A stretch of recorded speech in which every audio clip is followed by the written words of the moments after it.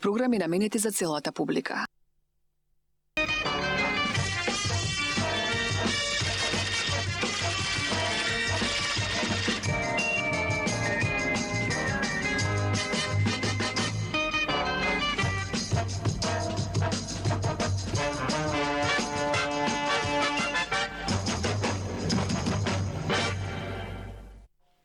Добро вечер, добре дојдовте. Ова е екстерно по математика и логика во Јади Бурек на Тројка. Драги мои пријатели и пријателки, гостин вечерва за прв пат во Јади Бурек е мојот драги почитуван колега Маријан Николовски. Добро вечер, добре дојде. Ти благодарам на поканата, добро те најдов. Морам да образложам малку зошто го поканев Маријан. Неговите колумни секогаш заслужувале внимание и настапите кои ги имал на телевизија биле за мене без замерка. Го сакам затоа што е опширен, затоа што е детален, но неговата последна колумна, искрено да кажем, ме воодушеви. Неговата последна колумна се занимава со бројки, статистики и чиста логика. Тоа е една од ретките колумни кои морав да ги прочитам неколку пати, затоа што лошо стојам со математика, добро стојам со логика за среќа, така што до сега ова е можеби единствена колумна која се занимава и дава пресек на политичката состојба во Македонија чисто низ бројки и логички заклучоци.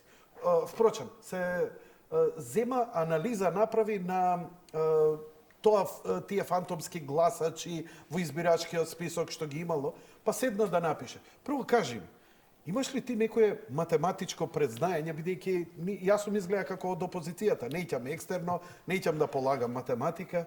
Природно имаш добар талент за ова? Па сега, математички, веројатно, основно добро стојам, иако имам завршено природна математичка гимназија во средно образование, после се насочив во една погрешна насока во новинарство и тоа е.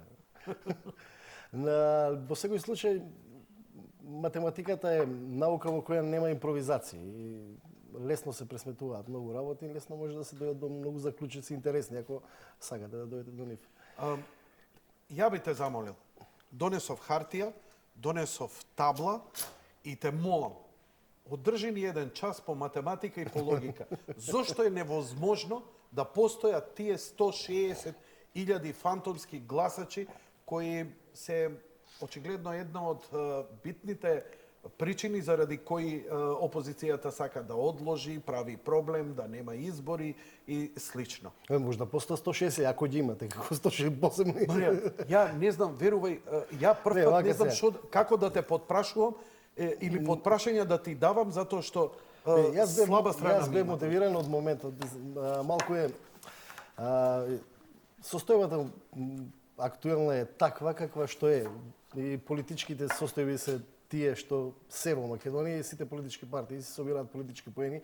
Меѓутоа, ние имаме една ситуација во која што постојано се зборува за фантомски гласачи, по не знам кои што функционираат во македонското општество изминативе 10 години од кога оваа политичка гарнитура е на власт, и кои што се поврзуваат со како главен критериум за освојување на изборите на актуелната владеачка партија. И тие во принцип се движат секогаш во бројка од најниската беше на оние избори со Црвенковски 2011 околу 80.000 гласови, ако добро се сеќавам, до 200.000 со Радмила Шекелинска 2008 и во секогаш се во радиус од 130 до 180.000 гласови, сумарно земено околу 150.000 гласови, кои што се константна предност на владеачката партија наспроти опозицијата.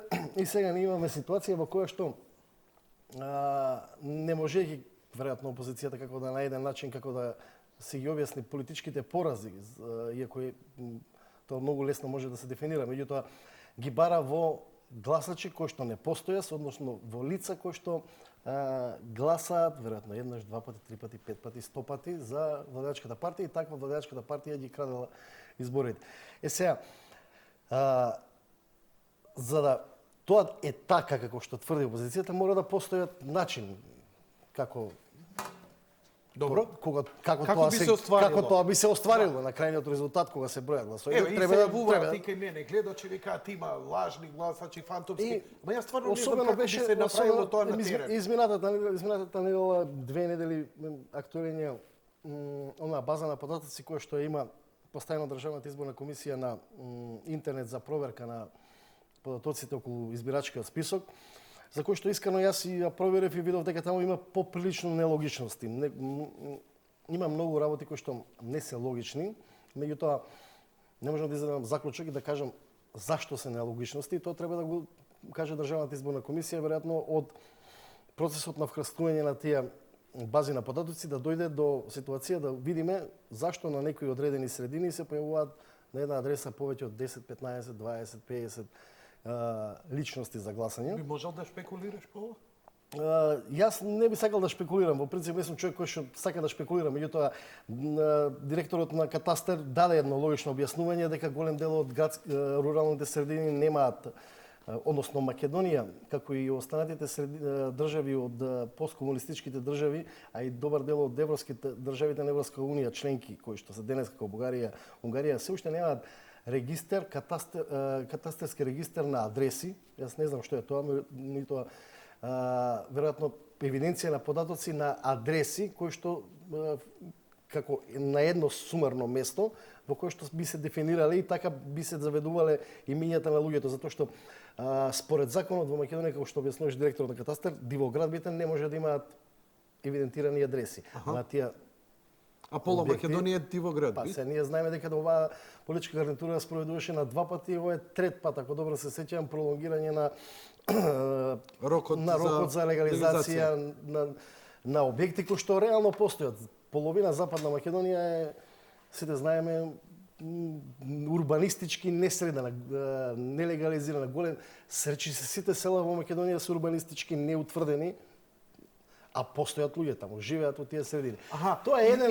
И таму, да речеме, сакаш да ми кажеш дека едно село нема 30 адреси, број 32, 34, 36, 38, туку е една адреса и како... Едно село има една адреса и неколку, и сите веројатно се водат. Не знам точно како е. Значи, предпоставуваме дека можеби е така... Тоа е едно од објаснувањето, веројатно е и така. Иначе би требало да се појават и други адреси. Да, меѓутоа, тоа е еден од проблемот кој што, ако добро се разјасни, а треба да се разјасни, тоа треба институциите да го разјаснат, за да немаме вакви ситуации кои што ги имаме сега на шпекулации, и во кој што ќе се утврдат да дефинираат дека поентата што е? Поентата е дека дали постојат луѓе со двојни идентитети во Македонија кои гласаат или не постојат луѓе со двојни идентитети кои гласаат. Значи, фантом по дефиниција значи заедничко за фантом е непостоечки или привидение. Така. Значи некој што не постои, нешто што не постои, а тебе ти се привидува дека постои. Ја мислам дека на опозицијата ти се привидува дека постои, меѓутоа ајде да видиме дали реално има некој кој што не постои, а всушност постои како дупол, втор, трет, пет. Значи, тоа е тој процес кој што во Државната изборна комисија со вкрстената проверка на 10 бази на податоци треба да потврди и да утврди дали во Македонија постојат лица кој што е како физички човек еден, а се појавува 2 пати, 3 пати, 4 пати или 5 пати со различен матичен број, со различни адреси на живење и така натаму. Тоа е она што е битно да се утврди дали постојат фантомски гласачи. Се останатото е шпекулација. До сега јас не знам, не сум слушнал дека е утврдено било каков пример на еден човек кој што се појавува 2 пати на избирачкиот список во Македонија. Такво нешто нема. Па не, до сега нема, никој не потврдил дека постојат луѓе кои што се појавуваат на една адреса 10, 20, 30, 50 луѓе, меѓутоа никој не потврдил дека тие 10, 20, 30, 50 на оваа адреса ги има и на 10, 20, 30, 50 на друга адреса во друг град на избирачки список. А тогаш веќе се фантоми. Па тогаш дека се веројатно дека се фантоми. Меѓутоа, додека не дојдеме до заклучок дека постои човек, барем еден, да се разбереме, уште на старт, за мене еден украден глас на избори е кривично дело. Така. Било која политичка партија да украла еден глас на избори, за мене е кривично дело и треба да одговара за тој процес. Без разлика дали го Што значи украде? Еден човек два пати да гласа. Па, дали два пати да гласа, дали направил фалсификат при гласањето, при броењето на резултатите, било што. За еден глас, ако станува збор... Збориме за гласачи или оние кои учествуваат во процесот на гласањето? Зборам за изборен резултат. Да речеме, еден глас плюс минус на контото на една политичка партија, ако е надвор од правилото еден гласач, еден глас, јас мислам дека треба да подлежи на санкции. Тоа е моje лично мислење и мислам дека без разлика која да е политичка партија на демократска држава, тоа мора да биде санкционирано. Меѓутоа, ние треба да тргнеме од моментот да видиме дали еден човек во Македонија гласа два пати или повеќе. И затоа ја решив да направам математички, да видам како тоа изгледа.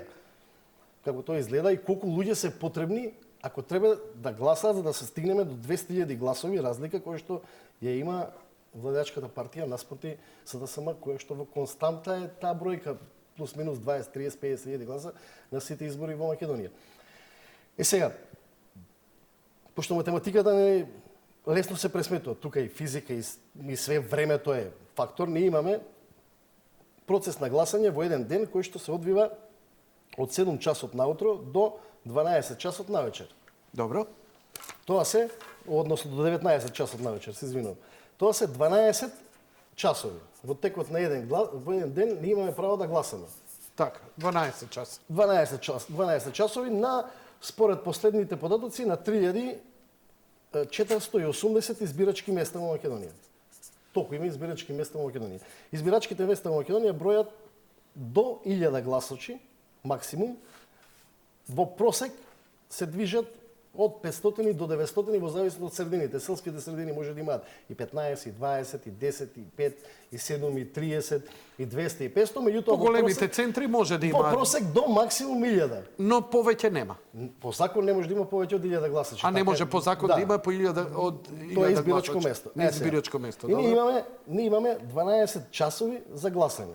Значи 1000 максимумот што може од добро, во ред, ајде да не расплену. Зборам, имаме 3480 избирачки места, добро. по максимум 1000 гласачи, Так. треба да го добиеме крајен до резултат на бројот на запишани избирачи во избирачкиот список во Македонија, кои што имаат право на глас и се распределени по избирачки места. И тоа значи дека избирачко место е, наречеме, број 572 некаде во некое село, се бројат под бројки, таму има 570 луѓе, на тие 570 луѓе на избирачкиот одбор се дава избирачки список од тие 570 луѓе, бројка и тука е евиденцијата на тие на тоа избирачко место може да гласат само тие луѓе, кои што ги има на тој избирачки список никој друг. Меѓутоа идеме ситуацијата. Имаме 12 часа во текот на денот на право на глас. Од 7 наутро, кога се отвараат избирачките кутии, до 19 часот навеќе. 12 часа се 720 минути. 12 часа еднакво 720 минути. Па ако еден час има 60 минути, 10 часа има 600 минути, 12 часа има 720 минути. Така. 720 минути имаме право на располагање на глас, на гласање. Току може да у тој ден, значи во тие 720 минути треба да излезат 1.700.000 и колку се запишани избирачи во Македонија. Сега, и затоа се поделени нели избирачки места за да можат да излезат полесно. И сега поентата што е? Во тие 720 минути еден човек во принцип може да гласи 360 пати ако сака. Ама само да стои на избирачкото место 12 сата и да гласа едно по друго. И никој тоа да не го забележи? Не, никој да не го забележи. Не, карикирам. Значи вака се. Така, не. Во просек. Тргаме Теорија на можно. Океј. Види се, јас не сум професор по математика, меѓутоа математиката е лесна за пресметлива. Нас ни треба време за да го завршиме процесот на гласање. Од доаѓањето на вратата на избирачкото место до гласањето и излегувањето повторно низ вратата, ти е потребно време. Така. Физички време. Ја цел живот гласам, никогаш не било под 5 минути тоа. Јас зедов една оптимална бројка, мојата логика вика вака, дека за гласање во најидеални услови е потребно од 1 до 3 минути. Значи, без ситуација да вие имате потреба да чекате ред. Едноставно, доаѓате на врата, нема никој, влегувате, добар ден, јас сум тој, давате лична карта, претходно да проверуваат на палец дали сте гласале или не сте гласале, на претходното ви викаат во ред, повелете, Гледачи, земете вие пинкало и Повелете- следете ја логикава. повелете на следниот. Одите кај следниот избирачкиот одбор, му ја давате личната карта и викате јас сум тој и тој. И он Добро. проверува во избирачкиот список и вика вака наоѓа на окей, Јанко Илковски, добро, ти има во избирачкиот список и ти вика повели подпиши се. И сега ти се подпишуваш на избирачкиот Така. список. Си го завршил моментот кај него, одиш кај следниот, треба да ти го даде гласачкото ливче. Гласачкото ливче го нели кине од коченот кој што е поставен за гласачките ливчиња, ти го дава гласачкото ливче и оставате личната карта овде. И заминувате кај параванот позади на гласање. Доаѓате, може да се задржите минута, 2, 3, 5, ваше право е.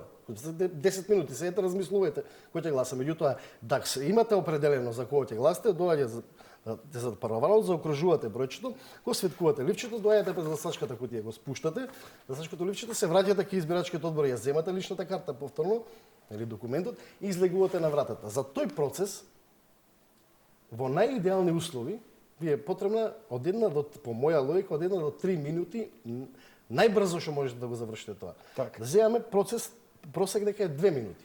Добро. Кој што сте вие задржале внатре на избирачкото место. Добро. Тие 2 минути, што значи, ако ви се потребни за гласање 2 минути, за да гласате вие еднаш, два пати, три пати, 5 пати, логички, математички, можете да гласате и 360 пати на денот на изборите, меѓутоа на истото гласачко место. Затоа што ако се поместите на друго, ќе изгубите време додека стигнете до него. Така губите и време нели во движењето. Така. Оти Значи, вие 12 сати истото да го правите у континуитет, едно по друго, можете максимум 360 пати да гласате. Значи, влагате, излегувате. Еден гласач може максимално 360 пати да гласа. Тоа е По логиката на хипотетички, меѓутоа Хипотетички. невозможно во реалноста тоа. Тоа е невозможно во реалноста затоа што нема кај да гласате 360 пати. Значи, во идеални услови за да се направи Да. изборен криминал. Сега, идеме понатаму. И тоа на гласачки места кај што има. На истото место гласачко. А на истото место На гласачко. истото за да отидете до друго ви треба време. 360 пати. Сега. За да идете на друго гласачко место да гласате, Добро? во град, во било кој во Македонија кој што е со просечни жители од да речеме 10.000 па до 25-30.000 или поголемите како се 50, 100, 150.000 или Скопје, вас ви е потребно време да го поминете процесот од едното гласачко место до другото гласачко место, да отидете, ви треба време. Сега, тука математички у интервали ако пресметуваме, ние можеме да дојдеме до многу попрецизни бројки. Ми тоа логички да земеме некоја оптимална бројка на време кој што вас ви е потребно да заминете од едно избирачко место до друго. Тоа значи од една општина да заминете во друга општина да гласате. Добро? Ако е градот Скопје или ако е помал град, од едно избирачко место од оваа населба да отидете во другото избирачко место на другата населба. Добро. Реално, значи, тоа дека излезете од местото на гласање, влезете во кола, запалите се, движите со кола, застанете до друго избирачко место, пак вас ви се потребни најмалку 10 до 20 минути оптимално време. Добро. Без гужва, собраќај, без ништо. И при тоа, пазите, ништо друго да не работите во тој ден. Само дојдете од едно место до друго место да гласате. Во ситуација, да речеме, ако ние земеме бројка која што е 20 минути потребно време за гласање. Добро? Од едно до друго место да се избирачко место Добро. да се движите.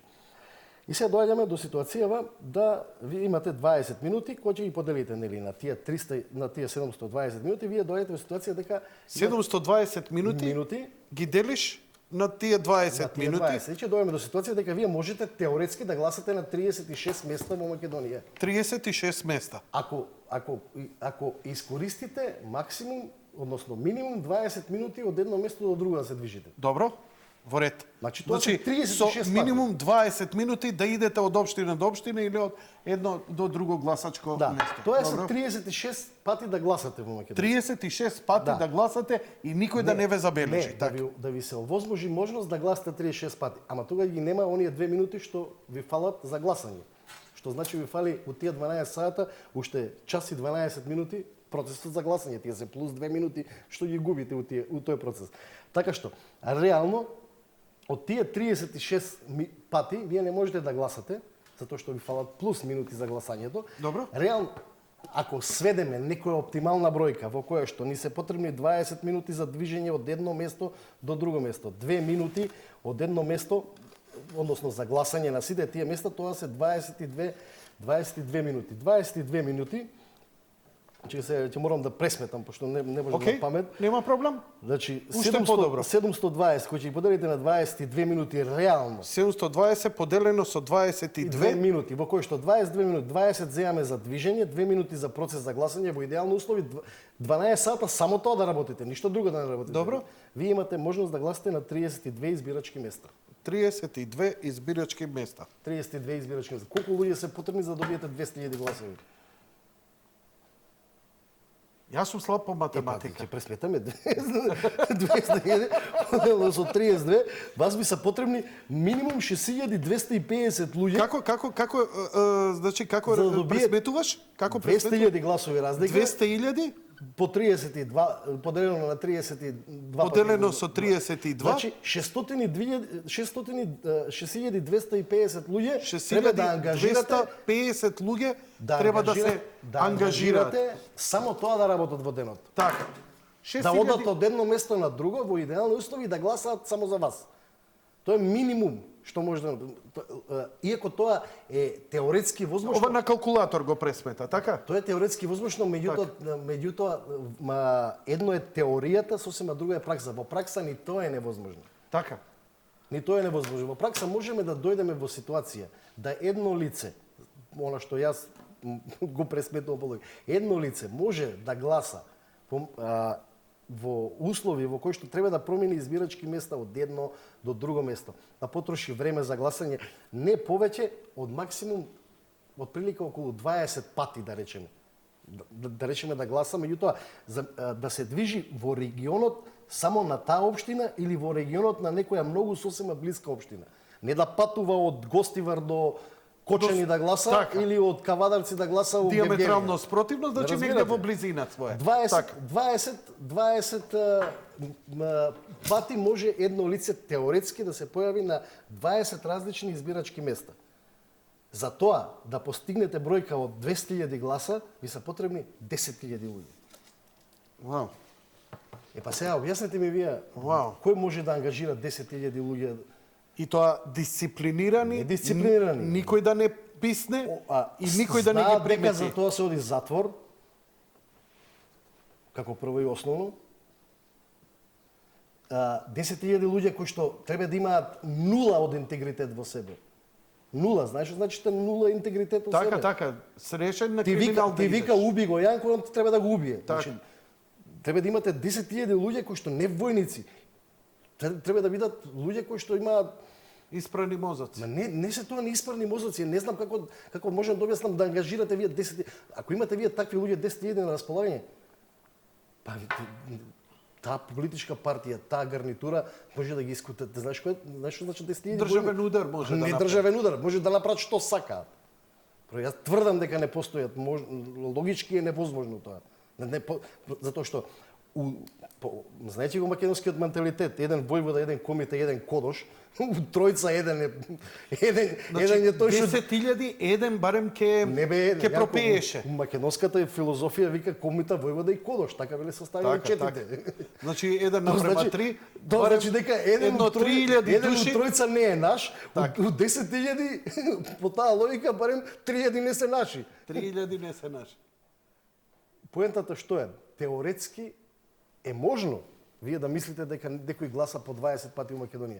Меѓутоа, логички е невозможно тоа да се направи без тоа што јас ви го кажувам. Сега вие ако мислите дека постојат такви 10.000 луѓе кои што се појавиле барем на 20 избирачки места во Македонија, бурум, ама дај да видиме барем еден. Така, еден да го фатиме, па да го прашаме која методологија ја работа. Второ, има уште еден проблем кој што е многу интересен за анализа. Вие можете во Скопје, да речеме, да се појавите во Карпош да гласате и да не ме приметат. И да отидете, да речеме, во Ѓорче Петров или во аеродром и да не ме приметат. Ама од 100 случаи, 10 ќе приметат. Може ли некој да ми објасни како изгледа да се појави човек од Скопје да гласа у срамзалено. Како изгледа у Росоман да се појави, во Делчево да се појави да гласа, во Кочани да се појави да И гласа, сите луди во да се Каменица прават. да се појави да гласа. Кои си ти? Сега, Кај што се не, знаат. манипулацијата е поприлично интересна работа и се малите средини во градовите се мали градови кои што се десетина, 15, 20 илјади луѓе. Избирачките места, како што ви кажа, спомнам се 400 до 500 луѓе. Сега вака. Ние имаме ситуација да сите политички партии во Македонија има своји политички активисти. Ама ќе ги земеме двете најголеми, како ВМРО-ДПМН и СДСМ, кои што се политички структурирано најмоćни. Тие имаат во својата структурна организација општински комитети или општински организации, како што се нарекува тоа во СДСМ, меѓутоа имаат и месни комитети и месни организации. Тие нивни месни комитети и организации функционираат на изборните места, избирачките места кои што се според избирачкиот список. Тоа значи дека СДСМ има месен комитет за таа и таа улица во Кавадарци. Така. Таму има своји активисти. Така е. Сега, избирачките одбори имаат 5 членови. Тројца се од администрација, двајца се од политичките партии, плюс имаат заменици. Двајца се пак од политичките партии, тројца се од администрацијата. Да ги трнеме администрацијата, која што може да бидат луѓе симпатизирани или не. Меѓутоа, директно 4 члена една политичка партија има од своји членови во избирачкиот одбор за процесот на гласање. Тоа значи дека СДСМ, ВМРО-ДПМН има на секој избирачко место 4 своји членови. Член и заменик на избирачкиот одбор кој што потекнува од политичката партија. Второ, на секој избирачко место на процесот на гласањето, било која политичка партија, било која невладина организација, било која меѓународна организација која е акредитирана во процес на следење на изборите, има право да делегира свој представник да ги наблюдува изборите. Ако се приметил на избори, овде е масата за гласање, овде има една маса делегати на гласање. Тука секојаш има 1, 2, па и 3 членови од СДСМ, 1, 2, 3 членови од ВМРО, од ДУИ, од било која политичка партија, кои што го наблюдуваат избирачкиот процес. На тие 4 Од МОСТ, странци. сите што се акредитирани. Така. У Државна изборна комисија. Тоа ќе нас го прави МОСТ, мислам дека ОПСЕ, од ИХР има членови, не знам кои други, не е битно. Меѓутоа поентата е дека покрај тие 4 кои што ги има избирачкиот одбор како членови и заменици, има најмалку уште 6 луѓе. Сега вие, тие 6 луѓе во принцип се членови на таа политичка партија и потекнуваат од тоа место кај што се и изведуваат гласовите. Разбирате? Затоа што вие зашто нема да делегирате член на да биде посматрач на избирачко место во Кавадарци од Гевгелија. Така, од локалното. Од локалното ваше население. Сега, сите политички партии пред избори ги имаат избирачките списоци на увид. И се не ги добиваат избирачкиот список на сите 1.800.000 па да ги проверуваат, него секој месен комитет му има пристап, може општински комитет на избирачкиот список кој има 500 луѓе внатре. Вие знаете дека во мала средина луѓето меѓу себе се познаваат и знаат кој за кого гласа и дали ќе излезе на гласање или не, а не дали ќе му дојде некој од Кавадарци да му гласа у Кочани. Знаете како изгледа тоа да се појави некој непознат да гласа, прво што прават овие тројца наблюдуваат, двајца наблюдувачи и двајца членови од политичката партија, што прават? Зашто не евидентирале? Значи, За да не евидентирале, тоа значи дека власта требало да ги купи. Така? Ако требало да ги купи власта, тогаш не имаме, колку рековме, имаме во Македонија 3480 избирачки места. Пута 3 членови кои се од една политичка партија во одборот и посматрачи, пута 3, тоа се 10.000 луѓе. Само наблюдувач. На индиректен начин и на директен начин 10.400 луѓе една политичка партија има ангажирано, зборам за големите, не зборам за малите, пошто тие може немаат толку луѓе. Меѓутоа ВМРО-ДПМН и СДСМ сигурно имаат толку луѓе ангажирано во Македонија на процес на наблюдување на изборите за време на гласањето, како членови на избирачките одбори или заменици и како посматрачи на избирачки. 10.400 луѓе. Па ниту еден од тие 10.400 луѓе да не ви каже дека некој дошол од страна да гласа, тоа значи дека некој го купил. На тие 10.000 што преска ги спомнавме дека гласале фантоми, треба уште 10.000 да ставиме кои што затвориле очи дека гласаат фантоми. Тоа се 20.000. Значи ВМРО ДПМН контролира 20.000 луѓе без мозок у државата. И така ги добива изборите. И треба да поверуваме на тоа. Ја немам друга логика, да ви кажам. Ова е целата логика на математиката што ја изведе. Тоа е математичката логика што покажува дека е невозможно да се украдат две. Јас сакам кажам, Они идат, значи кога велат они исклучиво на фантомски гласачи, некој сега што не гледа, може му изгледа смешно. Ќе се зезаат по фејсбуци утре така за така. Меѓутоа, нека се обиде секој логички да размисли како вие можете да украдете 200.000 гласови. Јас пак ќе ви кажам, за мене и еден украден глас, дали е од ВМРО ДПМН, Криминал. дали е од СДСМ, треба да оди у затвор. За еден украден глас, не за 200.000, еден украден глас. Не поддржувам процес на крадење на изборни резултати. Еден изборен глас. Меѓутоа, дајте да не манипулираме. Ако имаме 200.000, ние тврдиме дека ВМРО краде 200.000, ние имаме сериозен проблем во оваа држава. И ако е така, дај да докажеме дека е така. Ако не е така, дај да не манипулираме дека е така. Затоа што најлесно вие да излезете и викате, ние имаме фантомски гласачи, тие фантомските гласачи гласаат, тоа оно. Добро, дај да ги видиме кај се тие фантомски гласачи. Еве јас ви тврдам дека за да украдете 200.000 гласови, вас ви се потребни 10.000 на терен луѓе и 10.000 логистика кои што ќе замижат.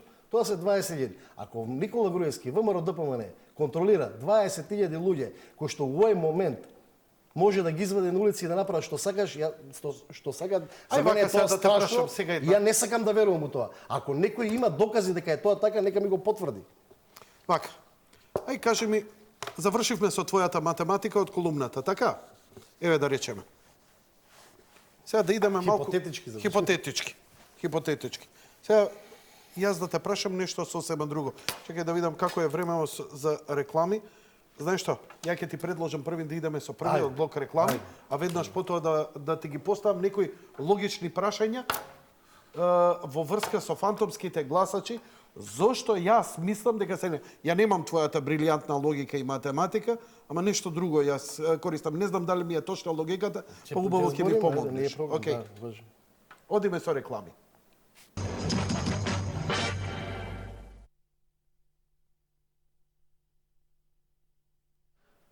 Маријан, еве ја логиката која јас сакам да ти ја поставам за прашање. Велат украдени гласови. Дали може да се гледа разликата, значи ако една партија со колку победи на последните избори ВМРО ДПМН, ако паметиш од прилика? Не, сега мислам дека 140-150.000 гласа. 150.000 гласа, така? Да не шпекулирам тука, ама не значи, знам точно. Тоа не е мала бројка која у било која статистика би покажала било каква девијација. Кои статистики ни се ги следат и едната и другата партија? Тоа се анкетите кои ги прават.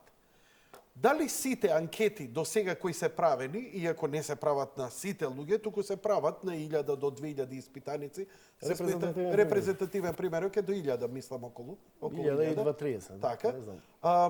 Дали покажале одстапување од оваа бројка? Колку што јас успеав да забележам, разликата во процентите која ќе ја ставиш спрема гласачите, повторно ја добиваш бројката од 150.000. Значи, никаде на рейтинг не се појавува до сега. Еве, не збориме за рейтинзите кои ги прави ВМРО, ниту рейтинзите кои ги прави СДСМ. Апсолутно. Значи, во Македонија, јас барем почитувам две институции кои што изминативе 5-16-20 години колку што се прават анкети во Македонија, и секој се водимо според нивните анкети, кои што до сега неверојатно него не промашиле ни помалку од 1 до 2%. Тоа е влегло статистичка грешка. Тоа е институтот на Владимир Божиновски, кога он ги објавува анкетите, и втората институција е агенцијата на американците на ИРИ. Значи, тие две анкети се најпрецизни анкети во Македонија, кои што во 90% со години наназад секогаш се прецизни и точни, така? Да, значи немале оние анкети на избори или предизбори кои што би покажале едно предизбори, а би покажале сосема друго на избори. Особено што на видите, прецизноста наречеме на тие две анкети, јас ја гледам и сериозноста нивна, за мене беше најзначајна во 2006 година на изборите кога меѓу ВМРО ДПМН и СДСМ имаше поприлично мала разлика.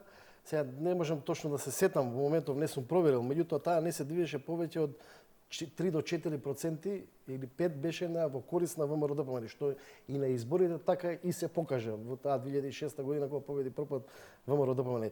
И анкетата на Ири, меѓутоа и анкетата на Институтот на Божиновски.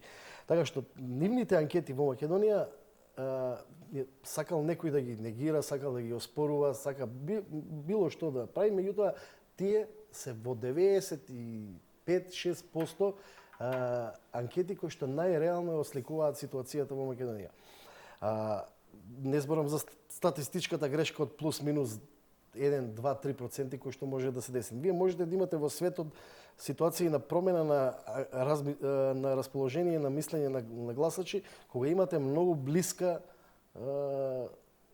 близок диаграм на политичките партии, како што беше да речеме, не знам, во Хрватска, иако и во Хрватска анкетите покажуваа дека ќе Председателот победи со дека ќе со 1000 разлика, ако не се...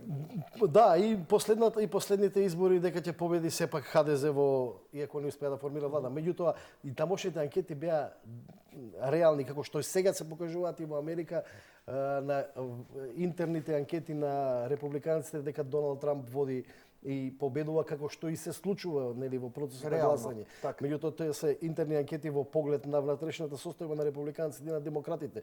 И таму немате, никој не ги оспорува затоа што така се движи процесот. Кога ќе дојдеме во ситуација да бираат американците меѓу демократскиот кандидат или републиканскиот кандидат, можеби ќе биде другачија ситуацијата. Меѓутоа, тие анкети се уште не се прават во тој обем за да може да бидат анализи. Така што, анкетните во Македонија, барем на тие две институции, јас им верувам. Може некој ќе се смее, меѓутоа јас им верувам и се водам по нив и тие се покажуваат таа предност која што ние реално ја имаме на терен како изборен резултат во Македонија. Сега, многумина ќе речат дека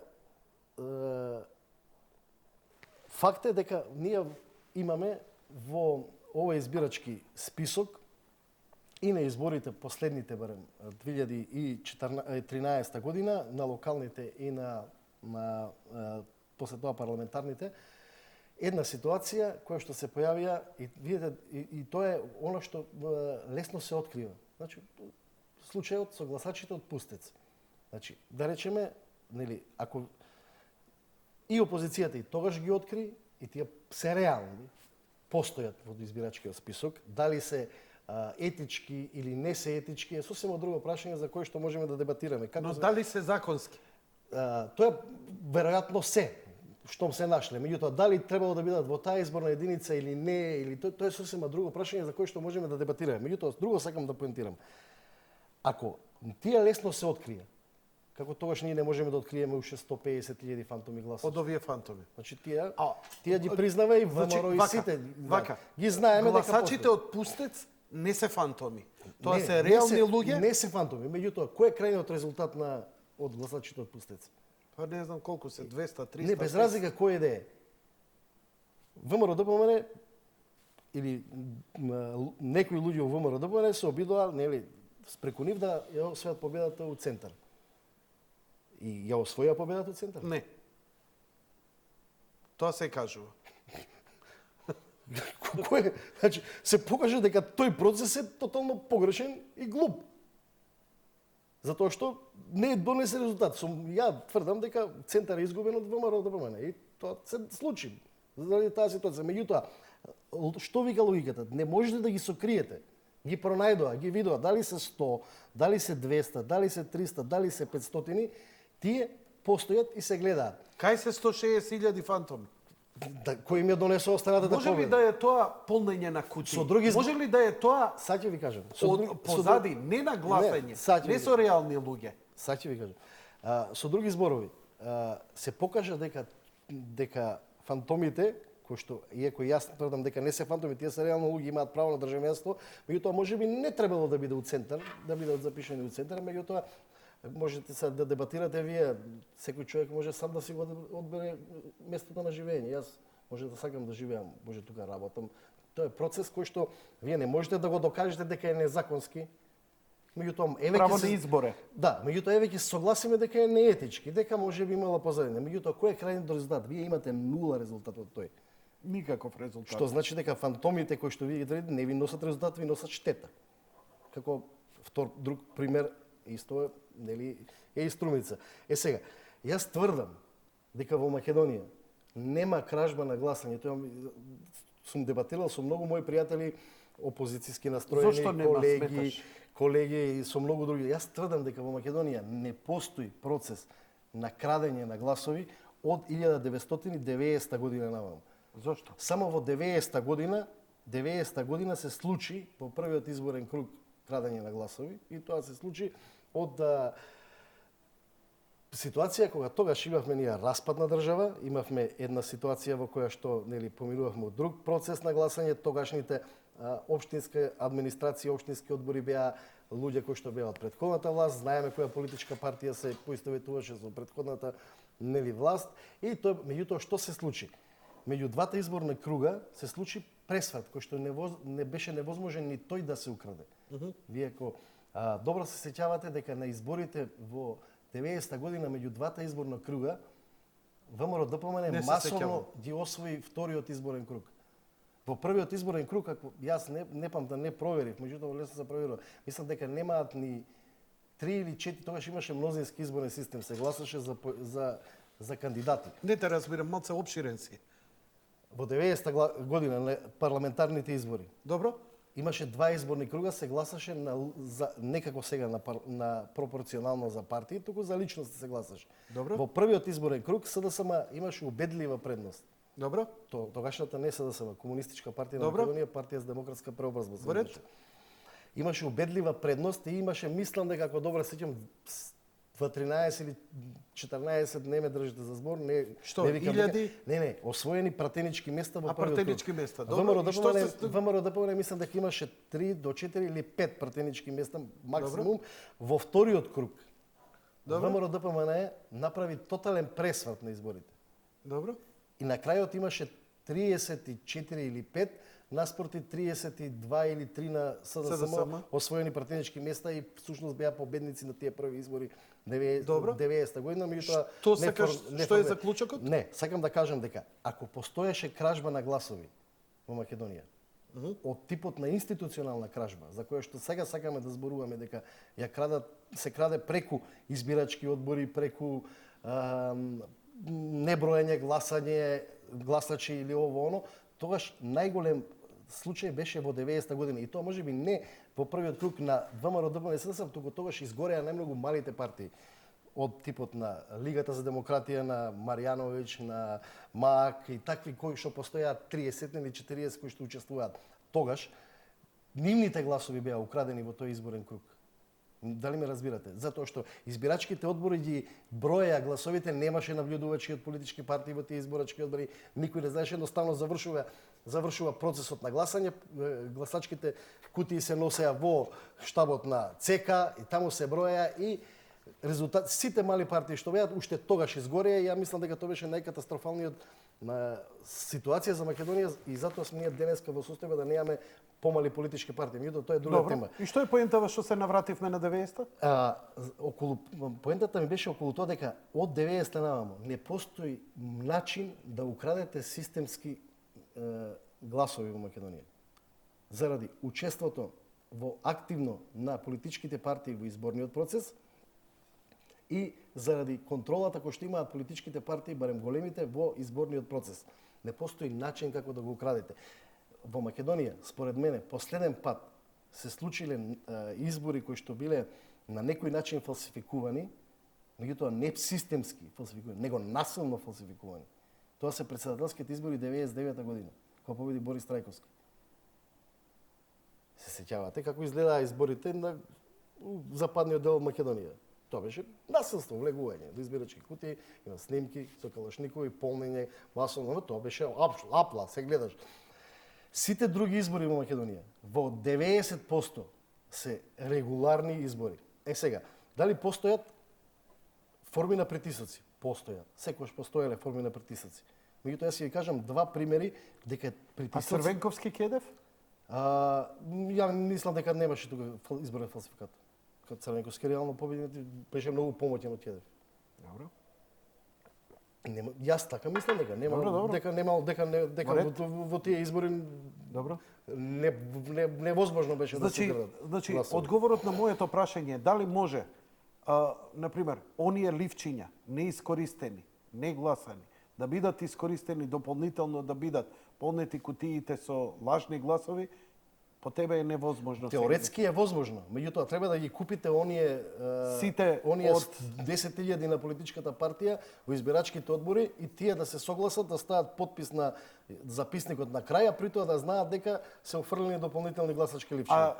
Некој тоа треба да го Кога направи. ќе се наполни кутијата, кога ќе се затвори гласачкото место, значи има двајца од ВМРО ДПМН, двајца од Значи, вака се. СДСМ, има од МОСТ, има од ОПСЕ. На броењето на гласовите присуствуваат избирачките одбори, не набљудувачите, избирачките одбори. Меѓутоа во избирачкиот одбор вие имате 5 членови, председател и уште 20 членови кои што се одредот на администрацијата во Македонија. И имате уште 20 членови од политичките партии. Во македонските средини, се извинувам, тоа се на ВМРО ДПМН и на СДСМ. Значи, на 3000 и уште 20 заменици имате. Тие дали присуствуваат или не, ако присуствува едни од другиот не присуствува, меѓутоа не е битно. 3500 луѓе имате, вие треба сите да ги купите и на некој начин да ги замолчите, за да тие на крајот стават подпис на избирачкиот на записникот. Затоа што ако не е подпишан записникот од еден од членовите на избирачкиот одбор, тој записник е проблематичен. Марија, проблем ли ти е да го отвориме телефонот, сакам да ги слушнам гледачите, бидејќи знаат да се јават. Не да го немам коментира. проблем. Чисто Немам ме проблем. интересира Не. околу логиката. Ајде пуштиме ги телефоните. Немам проблем. Знаеш зошто? Затоа што често пати се јавуваат кај мене во емисија и вика Не, јас само сакам- украдени гласови, Не. украдени Не, гласови. само сакам И сакав еве баш тебе да те викнам по некоја логика и математика да слушнеме. Еве можеби ќе слушнеме некоја логика, не е друга и проблем. математика како би можел. Например, видовме само на сакам изборите дека- во Шкотска како се полнат кутика. Во Македонија толку се обезбедени, барем мојот впечаток е. Таква така е силна контролата Во на Шкотска, изборниот видите, во процес. Шкотска никој не се труди да го контролира толку процесот затоа што тие живеат во еден друг свет на цивилизација. Во Норвешка одите на кафе и денеска има избори и таму не одите на избирачко место да гласате, можете да гласате у кафичот кај што гласате, ме разбирате, меѓутоа никој не мисли дека ќе крадете вие избори. Дали ме разбирате? И затоа во Македонија има ние го И сме затоа ги изманипулираа шкотландјаните. Ние мајката им ја расплака. Ние баравме 5, 10, 15 начини, па ги вадевме политичките партии од избирачките одбори, па ги враќавме повторно назад. Меѓутоа, сакам да кажам дека околу, знам и дел од гласачите веројатно ќе се јават и тоа и на опозицијата, вршено е притисок, ова се врши администрација, особено врз администрацијата која што е најголем гласач. И јас ќе се согласам дека постојат процеси на притисоци. Ама фантомски не, гласачи ние ќе ви кажам еден пример дека притисокот не дава резултат. Вие можете да притиснете 5 луѓе, 10, 15, 100, 1000, 2000, 5000 да притиснете луѓе и да ги се заканете дека ќе ги избркате од работа, дека вака ќе направите и дека тие ќе гласат Кај се или нема. 200.000? Не, меѓутоа секогаш заборавате моментот дека општата перцепција во јавност го одредува правецот на оние кои што се плашат дека можат да бидат жртви на своето уставно загарантирано собствено право на глас и дека можат да бидат изманипулирани или да не гласаат по собствена волја и убедување.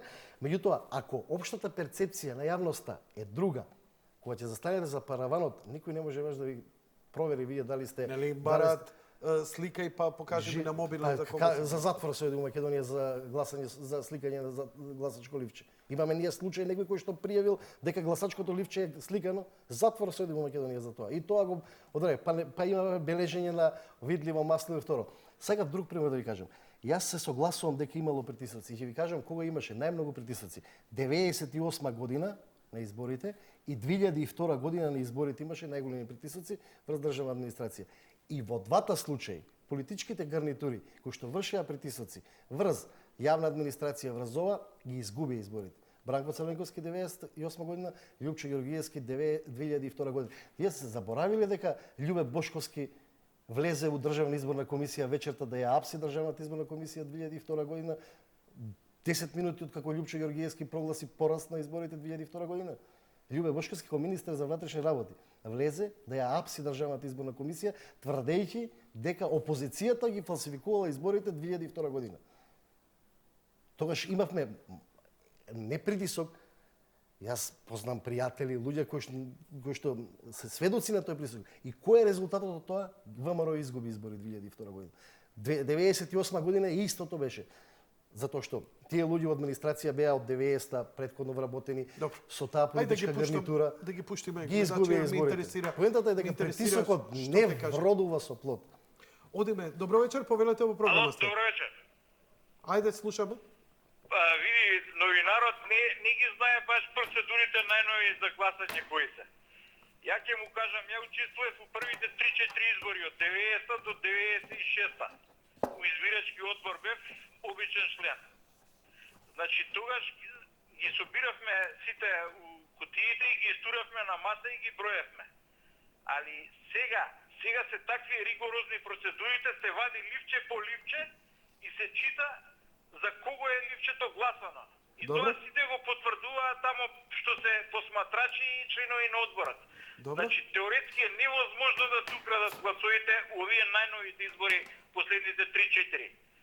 А албанците, например, крадеа избори, нека не кажува приказки дека немало кражби. Крадеа они, имаше 100% излезност јакоа бев у избирачките одбори од 90 до 96. Значи, имаше крадење. Добро, да не се враќаме во ред. Види, дискутабилно е тоа како било што било порано. 90-тите беа проблематични, генерално години беа. Сега сме 20 години. Ама ја сакам сега за последниве да речеме 3, 4, 5 избирачки овакво, колку имаме од 2006 до сега имаме 10 избори, не знам, више не е важно. Али последниве 4-5, значи тврдите дека невозможно е да се украдат гласови, така? Има ли некоја логика по тебе како би можело 160.000 фантомски или 200.000 гласови да се украдат? Нема теорија, никаква теорија нема. И благодарам за јавувањето. Одиме со следниот гледач. А ова дебата треба се отвори 90. Добро вечер. Како било што било 90 години? Да, Само да се наврзам на ова дека значи со 90-те беа Чекајте да учиме. фантомски гласови никако. И исто така уште едно нешто што секогаш ми пречи, вели ги убедија луѓето, ги уценија, ги принудија Да гласаат вака или онака. Параванот. Не знам дали ме слушате? Ве слушаме, зборете. Секој гласаш за параванот, кој може да ме принуди да го даде својот глас за тие што не сакат? Тоа никош не го свади. Така е, ти можеш да кажеш, важи, ќе гласам за тебе, Не постои метод да проверите дали некој гласал за вас.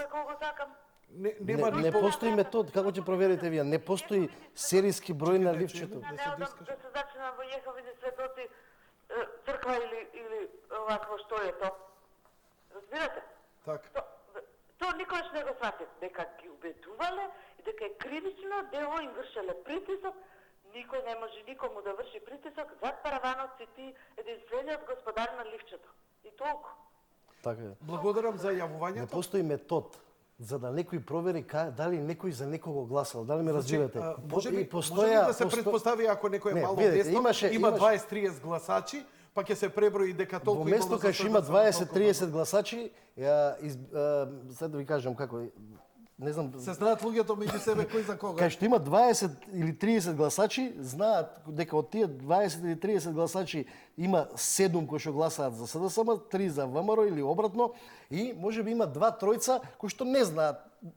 Обично ги Или века, нема ни да гласаат. тие обично зборат или вака или така, или може нема ни да гласаат. Например, во било која страна постоја претходно, имаше и 90-те години, например, опција. Вие ќе закружите со триаголник, па му вика вие со ромбоид, па ти ќе заокружиш со црвено пенкал. Се тоа денеска е избришено од опцијата. Да. Гласачко ливче се бележи, е заокружено со мастило кое што ти стои на параванот таму, го заокружуваш ово и вие не постои начин Се како друго го- ако направиш ти е неважечко. Апсолутно нема серијски број, нема ништо, значи како да ви обяснам, не постои можност да провериш дали некој гласал за Ајде некој. да чуем уште некој гледач. Добро вечер, уште двајца да слушнеме. Ало, Добро вечер, повелете во програма сте. добро вечер. Повелете. Јавувам се од Штип. Повелете. Зашто ово нападно така од ова партија? Како? Баш ја денес кога требаше да на бојкот во Скопје, дојдеа да ми случи струјата. За што е тоа? Не ми е јасно на мене. Белешки ги давам утре на Фейсбук за колку пари се работи. Важи. Слушај, ај јави се подоцна за таа тема, друга тема имаме сега. Ти ја разбирам маката, во ред, само јави се подоцна, Оде, за ќе тоа ги што- отворам. Извини, благодарам режија. Значи да одиме со тема околу фантомски гласачи и можноста или неможноста, она што опозицијата го тврди, дека изборите се фалсификувани со фантомски гласачи и се. Можно ли е да се фалсификувани избориве или изборните резултати се окей? Теорија нема, осам ви кажав, 10.000 луѓе да ангажирате и уште 10 да купите, 20.000 луѓе да ангажирате кои ќе го завршат работата. Нема Во друг идеални начин. услови никој да не ги фати. Никој И да до не ги ден фати. денеска еве Тогаш, никој да не ако пропее. СДСМ од 10.000 членови, сите 10.000 се нелојални, они си имаат проблем во партијата. Добро вечер за следниот гледач. Ало? Повелете. Ало, добро вечер. Се јавува студентка на правниот факултет, втора година. И сакам да прашам, дали мора, бидејќи имате гостин во емисија, пред сега поздравам вас и вашиот гостин, редовно ве следам. Добро. И сакам да зборам и за другите, име ги дека конкретно сега ве добив на линија, се обидувам многу пати. Сакам да кажам дека не верувам во тоа дека изборите се фалсификувани пред се, бидејќи тоа не е возможно. Бидејќи имаме нови начини на гласање, секоја година значи имаме со мастил, јас веќе 2 години, сам втора година ќе видя како гласам, како избегувам на гласање. И сметам дека моето право не сме никој да го фалсификува, кој јас ќе да гласам. Единствено може мојот глас да се смета за неважечки, толку јас излезам на избори, ако запишам дека гласам за Чак Норис, тогаш мојот глас ќе биде неважечки, да го шкртнам личното. И ќе биде објавено кај мене на портал, сигурно. Ако тоа го направиш. Да. Тоа сакам да кажам, дека тоа не е возможно. И сметам дека стварно е, не знам, тоа се некои работи што сега моментално кај нас се случуваат и се смешни. Народот премногу, не знам, го објавува тоа на сите веб портали, по Facebook, најударна мрежа, дека е моментално Twitter. И сметам дека изгледаме смешни со овие работи на Запад и дека луѓето ни се смеат од страна. Мислам дека е стварно смешно. Добро, еве, ти благодарам за јавувањето, ако е тоа се. Маријан, време ми е мене за вториот блок реклами. Сакаш да останеш да Немам продискутираме проблем. за Да, бе, другите да, работи? како сакаш ти. Или треба да трчаш на терен да земаш изјава таму прилози? Ако ти уплан Мене нема проблем, ако ти мене не ми окей, смета, ама емисијата може. можеш да ми помогнеш малце да ги искоментираме и актуелните политички избиднувања Може, и да поразговараме со гледачите, ако ти е окей. Окей, нема проблем. Ќе ми биде драго. Одиме со вториот блок реклами, веднаш потоа се враќаме назад во емисија.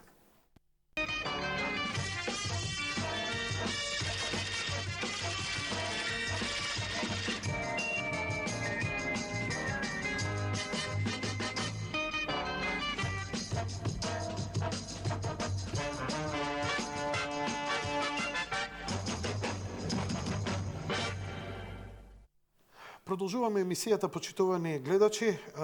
Гостин ќе ни остане и натаму Маријан Николовски, кој ми беше предвиден исклучиво за оној првиот дел, но еве ќе ми помогне да ги искоментираме и настаните кои денеска беа актуелни. Може да ја дадеш камерата Маријану кадар позади мене, да ги имаме вестниците малку? Не може. Добро. Во ред. Значи, утрински вестник, имаме насловна страна. Протести и контрапротести, нов тест за демократијата. Дневник. зошто СДСМ сега го почира судот со квислиншки уставен до промена на името. Ова е доволна индиција на институциите во држава да отворат сериозна и сеопфатна истрага за откривање на патот на странски легални пари кои се перат преку официјални европски институции и бирократиите на божемни сериозни држави. Оти ова е втор посреден доказ дека Германија, односно ЕУ, активно учествува во подривање на Македонија, така што за плановите на прекуатлантскиот чадор служи како логистичка база.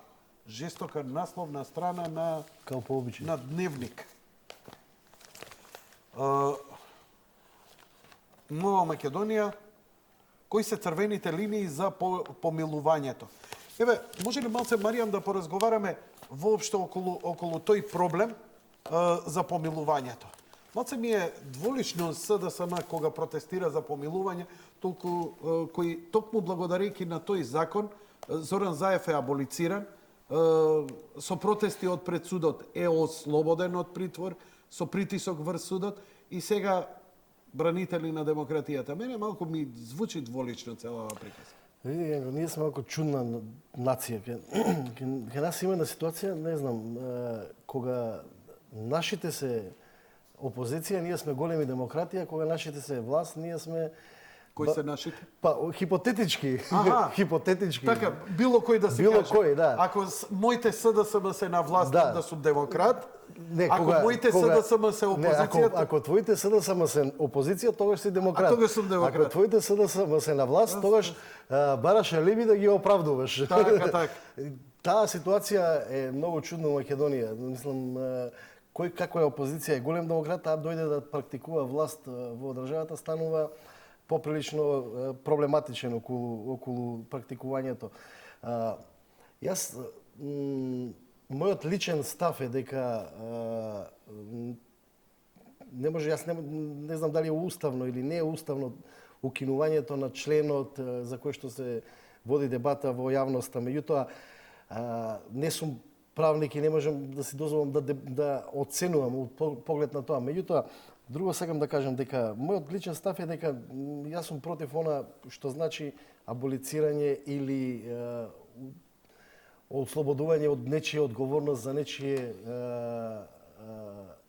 направено дело, било да е поврзано со избори, било да е поврзано со криминал, било кој у која форма, така што во таа насока сум против таква ситуација. Меѓутоа како што тргнала работата, јас се ми се чини дека Љупчо Георгиевски веројатно беше управо уште кога почнаа бомбите, дека овој процес веројатно ќе треба да заврши со една општа аболиција за целата ситуација, затоа што не гледам... А и за едната и за другата страна? Па, видите, ако имаме ние ситуација во која што специјалното јавно обвинителство кое што е формирано како тело, кое што требаше да гарантира некаков правен завршеток на целата оваа ситуација, независен правен завршеток, барем од она што досега се случува, јас не наслутувам дека тоа може да се движи во тој правец, напротив, мислам дека може да предизвика дополнителни внатрешни турбуленции, политичка несигурност работењето на тоа специјално обвинителство, така што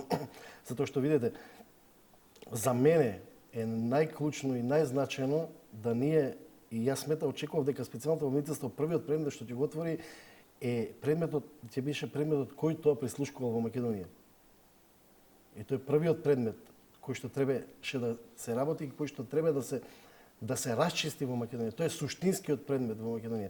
Кој организираше прислушкување во Македонија, кој што ја доведе оваа држава во оваа состојба, а веројатно, како што гледаме од оно што се појавуваше изминатиот период, ќе биде процес во кој што ние ќе се соочуваме со него и ќе имаме проблеми наредниве не знам колку години. Затоа што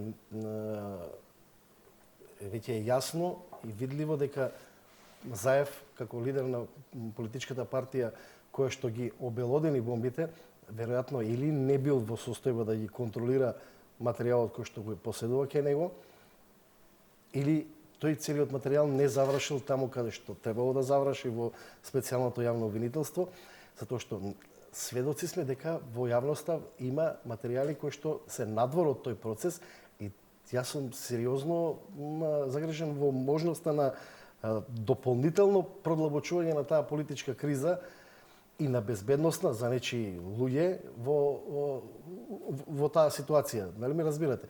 Затоа што тоа е еден проблем и ако ние не расчистиме кој прислушкуваш во Македонија, ние не можеме ништо понатаму да утврдиме. Точно е дека ние треба да се утврдат и одговорности од прислушкувани материјали. Меѓутоа, ако вие не утврдите кој организираше тој процес и кој го наруши безбедносниот систем, џабе вие да, односно и да утврдите последици од тоа. Вие ќе добиете на ситуација на недоверба во јавноста затоа што едната страна, да речеме хипотетички, треба да сноси одговорност, а не и тој кој што уставно ги прекршил нормите во процесот на излегување на целата таа ситуација. А ако треба да имаме таква една Значи, двострана одговорност, Добро, тога која што очигледно е веројатно дека можеби треба да има, меѓутоа која не се наслутува, тогаш јас не гледам ситуација дека тоа е моје мислење, ама мене ми изгледа дека логичкото размислување на Ѓоргиевски беше исправно во тоа време. Меѓутоа, иако не мислам дека така треба да заврши, меѓутоа како што се движат работите, не знам, ајде да не бидам премногу скептик во целиот тој процес, ама не ми мириса на Арно целата ситуација. А она во што која смисла не те мириса на у стабилизација на политичката состојба, у нормализација на политичката. дека изборите нема да ја стабилизираат. Па не сум баш ситуацијата? сигурен. Не сум ни јас. Не сум баш А сигурен. убеден ли си дека ќе има воопшто избори? Па јас во овој момент не сум исто и убеден дека на 5 јуни ќе се случат изборите, како ако Зошто? Што мислиш дека ќе се направи за да ако за 24 април бев 100% убеден дека нема да се случат изборите, за 5 јуни сега сум убеден околу 70% дека нема да се случат изборите. Прво и основно, затоа што избори нема да има во Македонија ако СДСМ не оди на избори. Значи такви избори нема да има во Македонија. Прво, јас мислам дека тоа нити е корисно на владеачката партија, нити ќе се случат такви избори. Ова што се случува сега и со Уставен суд, тоа значи Груевски ќе причека подолго време за да се врати назад на премиерското Па, место. не знам. Не знам. Да се желбата, значи изјавите на Заев лани дека 2 години треба да се одложат изборите, полека се спроведуваат во дело. Па ајде да можеби и да е така, меѓутоа мислам дека е клучно Државната изборна комисија дали ќе и што ќе соопшти околу тој избирачки список како клучен елемент условен за организирање на изборите, иако јас мислам дека можеби опозицијата Значи ти држиш таа правна форма. Веќе опозицијата создава клима за ново одложување. Далеко е 5 јуни, далеко е 15 На кој датум треба да се распушти парламентот? 15 април е рокот за избирачкиот список, мислам дека ако беше. Не. Кога треба да заседава собранието, да се распушти и да распушти? 7, ако е јуни, 7 мај, не знам како му доаѓа, некаде така некој доаѓаше, некои 60 на дена, не го памтам точно рокот, меѓутоа како и да е, во јавноста Чекај, беа одложени во февруари 40 дена. Значи 40 дена тоа 24 некаде во март треба да се случи. Не, ако е 5 јуни изборите, значи некаде во мај месец треба да биде евентуалното пролонгирање ако постои. Како и да е. Како и да е, во јавноста постои сериозно мислење и сериозна клима дека опозицијата создава таква клима, што тоа лесно може да се проведе. Меѓутоа, постојат изјави на кои што, не знам, Заев тврди дека можеби, ако избирачкиот список се среди како што се среди, како што очекуваат, нели, Државната изборна комисија да го затвори, дека ќе се случат. Меѓутоа, како и да е, поентата беше околу ова сценариото кој што се случува. Чекај, Марија, малце се распленува. Ај биди поконцизен. Заврши ја реченицата, те молам. Прво заврши ја за да можеме околу изборите? Да. Моје логично мислење е дека 70% ние нема да имаме избори на 5 јуни, а ако не учествува СДСМ на тие избори нема да ги има. И ти мислиш дека тоа ќе биде преку нерасчистување на пример на изборниот процес, избирачкиот список? Ако ние немаме чиста слика од Државна изборна комисија за избирачкиот список, ако излезе Државна изборна комисија вика дека нема прочистен избирачки список, веројатно тоа ќе биде аргументот на опозицијата. Јас не можам Добро. да тврдам, Еве како новинар кој си работел на терен и кој идеш по логиката, но идеш и по легислативата. Еве ја би сакал да те носам у води каде што би требало да се шпекулира. Имаме Неќем да Орел, шпекулирам. нечеш да шпекулираш, ама значи тоа треба да ги затвориш очите пред очигледни работи кои се случуваат во општеството. Ја затоа сакам да шпекулирам, но затоа ми е драго што си ти па многу, како да ти кажам, straight forward, новинарски. Но од друга страна, зар можеш да го пренебегнеш оваа фингерајка што беше Орел од крстот? Пробивот на бегалци на јужната граница која беше добра порака и која испадна, објавено е вечерва дека бивши министар на германската од Тоа е германската влада дел кој ги од камперите. Мислам од оние што се движат. значи ги иницирал за да се пробие границата. Протестите пред Уставниот суд и создавање постепено безбедносна криза за да се дојде до една ситуација или воредна состојба, или ситуација каде што изборите ќе бидат невозможни, а СДСМ ќе рече, ние бевме спремни, ама не може. Пупу, све сме. Мислите како И елегантно излегување надвор. Создавање безбедносна криза која би требало да ги Груевски пролонгира изборите. останува во лимбо. Она поништување на Пржинскиот договор, ресетирање не може да држи, бидејќи он сега нема никаква ни законска основа да се врати назад, освен преку избори. Треба да го гласа некој у парламентот. Така. Но што ако парламентот се самораспушти? Сценариото за безбедносна криза и пролонгирање на изборите е логично и постои колку тоа е остварливо и колку тоа може да биде протнато, а незабележено како такво, не знам, не можам да оценам. Меѓутоа, сепак не ја исклучувам. Ни се случува пред очи. Вака се, јас само вчера и денеска не можам да најдам еден логичен заклучок на една ситуација, која што за мене е многу проблематична. Значи, тоа е неодговорноста на една политичка партија која што ја презема вчера на свој грб, иако не можеме да дебатираме за таа политичка партија и нејзината совесна одговорност за многу ситуации, меѓутоа за конкретната ситуација која што беше вчера, а тоа е повикот за учество и организација на протестите против Уставниот суд вечерва. Видете се, кога невладина организација организира протести, таа може да собере 100, 200, 300, 500 илјада и луѓе. Меѓутоа, кога официјална политичка партија и лидер на таа политичка партија ќе повика организација на протести Против институција? и тоа против институции, и тоа во ситуација во која што имаме тензичност на државата, ние само по себе тој настан е поприличен безбедносен, под наводници, ама ризик, што ги алармира институциите на кои треба да го штитат редот и поредокот во државата, да бидат подготвени за било какво сценарио. Сега, тоа значи дека вие треба да ангажирате голем број на полициски сили. Ние имаме во моментов една кризна состојба на нашата јужна граница, во која што не само наши полицајци и војска се ангажирани, туку се ангажирани и дополнителни припадници на Чешка, на Унгарија, представници кои што треба херметички да ја затворат границата јужна, не затоа што ние сакаме да ја затвориме, туку затоа што Западна Европа ни вика дека мора да ја затворите границата и таму да ги сопрете луѓето. Министер за внатрешни работи е член од опозицијата. Не навлегувам во тоа. Без разлика и да е член или да е, негова одговорност е да го штити редот и во Скопје и во Гевгелија да го штити редот. Како он тоа ќе успее да го направи, тоа е негова. И тоа партијата повикува токму у момент кога на јужната граница имаме проблем. Каде за мене